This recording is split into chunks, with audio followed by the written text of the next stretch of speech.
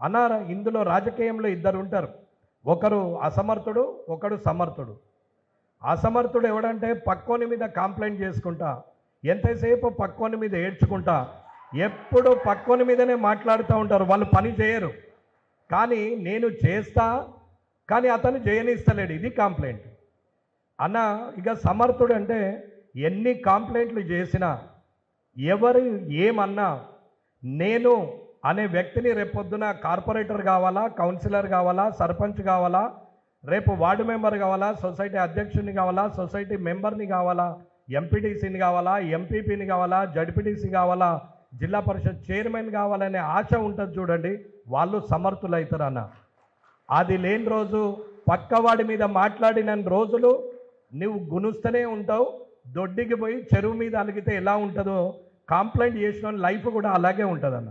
ఇది నిజం. రాజకీయంలో అలగడము, కంప్లైంట్ చేయడము అసమర్థులు చేసే పని. సమర్థుడు కొట్లాడతాడు, ప్రజల్లో గుర్తింపు తెచ్చుకుంటాడు. ప్రజలు గుర్తించిన రోజు పార్టీ స్థాయిలో ఎంత పెద్ద నాయకత్వం ఉన్నా నీ ఇంటి ముందడికి వచ్చి నిలబడుతుంది. అది గొప్పతనం, అది ప్రజలు గుర్తించాల.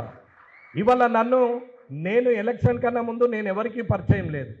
ఒక్క ఎలక్షన్, ఒక్క గెలుపు, ఇవాళ నేను యాడికి వచ్చినా మీరు సపోర్ట్లు కొడుతున్నారు, కేరింతలు ఇస్తున్నారు అంటే అది ఆ గెలుపుకున్న గొప్పదనము, ఆ కార్యకర్తలకున్న గొప్పదనం, కానీ నాది కాదు అనేది మీరు అర్థం చేసుకోవాలి. ఈ స్థాయి ఒకప్పుడు సంజయ్ అన్న వస్తుంటే ఫోటోలు దిగుతుంటే, నేను 24 ఏళ్ళ నుంచి రాజకీయంలో ఉన్నాం, జిల్లా పరిషత్ చైర్మన్ చేసినాం, కానీ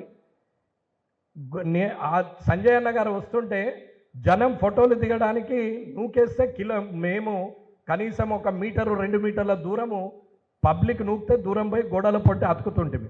ఎప్పుడు ఇట్లా ఫోటోలు దిగుతారా నాతోనే, నాకు కూడా కసి ఉంటుండే. అదే తర్వాత గెలిపొచ్చినాక అదే సంజయ్ అన్న దగ్గరికి వస్తే మీరే నాతోనే ఆ ఫోటోలు దిగితే ఆనాడు సంతోషం ఇంత అంత కాదు, గెలుపు కన్నా ఎక్కువ. అది గుర్తింపు అన్న.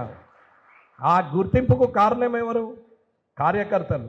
కార్యకర్తలే మొట్టమొదలు, నాయకుడే తర్వాత. మీరు గెలిపిస్తేనే సంజయ్ అన్న ఎంపీ అయిండు, మీరు గెలిపిస్తేనే ఎంపీ అయిండు కాబట్టి మంత్రి అయిండు. అది మీరు గుర్తించాలా.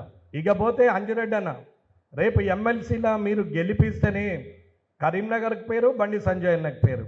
అందుకే సంజయ్ అన్నకు ఏమన్నామంటే, అన్న మీరు ఓట్లు లేని దగ్గరికి కాదు, ఓట్లున్న దగ్గర ఈ 14 నియోజకవర్గాలు సిద్దిపేట కలిపితే ఆ 15-16 నియోజకవర్గాలు ఏవైతున్నాయో వీటిలోనే కాన్సన్ట్రేట్ చేయండి, కానీ బయటకు వెళ్తే రేపు ఏమన్నా చెడు పేరు వస్తే మీకే వస్తుంది అన్న అని కూడా చెప్పడం జరిగింది. అన్నతో పాటు మేము కూడా ఇక్కడే ఉన్నాం. అన్న నా దగ్గర ఉన్న 8,000 పడకున్నా అది కూరల కళ్యామాకు తిరిగి అంతే, ఏమీ ఫరక్ పడదాడా. వెంకటరమణారెడ్డి పేరు ఏం చెడిపోదు, గెలిచిన పేరు అదనంగా వచ్చేది ఏమి లేదు. కానీ ఇక్కడ ఆ సమస్య మీదైతుంది. మీరు దయచేసి అర్థం చేసుకోండి. మీరు సమర్థులా అసమర్థులా అనేది ఈ ఎన్నిక నిర్ణయిస్తుంది అని చెప్తున్నాం. అన్న 25 ప్రభారీలు కానీ 50 ప్రభారీలు కానీ, అంటే 50కి ఒక ప్రభారి కానీ 25కి ఒక ప్రభారి కానీ అన్న అనుకుంటే ఈ 4 రోజులు 23, 24, 25, 26 ఈ 4 రోజులు మీరు అనుకుంటే కాందేం లేదన్నా 30 ఓట్లన్నా వేపియచ్చు అన్న. 50 మందిలో 30 మన సైడ్ తిప్పుకోగలిగే శక్తి ఉన్నటువంటి వ్యక్తులు మీరు తిరగకపోతే ఏం చేయలేం, కానీ తిరిగితే 30 రాకపోతే అడగండి అన్న, 100కు 100% 30 వస్తుంది.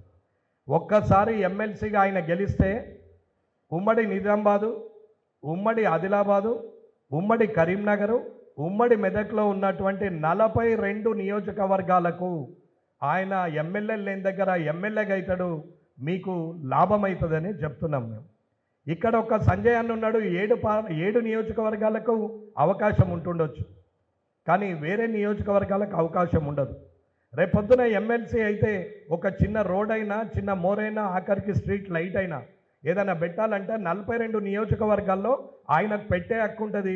ఎమ్మెల్యేగా గెలిచిన నా కామారెడ్డి తప్ప పక్కకు గజం కూడా జరగరాదు. ఇది అర్థం చేసుకోండి ఎమ్మెల్సీకి ఉన్న పెద్ద పేరేందనేది. కాబట్టి మీరు అంజిరెడ్డి గారిని ఖచ్చితంగా గెలిపించే ప్రయత్నం కాదు, 100కు 100% గెలిపిస్తున్నామనే నమ్మకంతోనే పనిచేయాలి. నమ్మకాన్ని మించిన ఆయుధం లేదన్నా, నమ్మకాన్ని మించిన ఆయుధం లేదు. ఏదైతే మనము అనుకుంటామో అది చేయగలుగుతాము. ఆ చేయగలిగినప్పుడే సమర్థుడు అనే పేరు వస్తుంది, ప్రజల్లో గుర్తింపు వస్తుంది, పార్టీ మిమ్మల్ని పట్టించుకుంటుంది. ఖచ్చితంగా ఇది నిజం. మీరు కావాలంటే ఒక్క 5 ఏళ్ళు వెనక్కి పోయి మళ్ళీ ఒక 2 ఏళ్ళు ముందుకు ఆలోచించి చూడరు, నేను చెప్పింది నిజమవుతుంది. కాబట్టి అందరు కూడా టీచర్స్ ఎమ్మెల్సీ అయినటువంటి కొమరయ్య గారిని, అలాగే పట్టభద్రుల ఎమ్మెల్సీ అభ్యర్థి అయినటువంటి అంజిరెడ్డి గారిని మీరు గెలిపియాలని కోరుకుంటూ ఈ అవకాశం ఇచ్చిన మీ అందరికి కూడా ధన్యవాదాలు తెలియజేస్తున్నాను. జై హింద్, జై భారత్.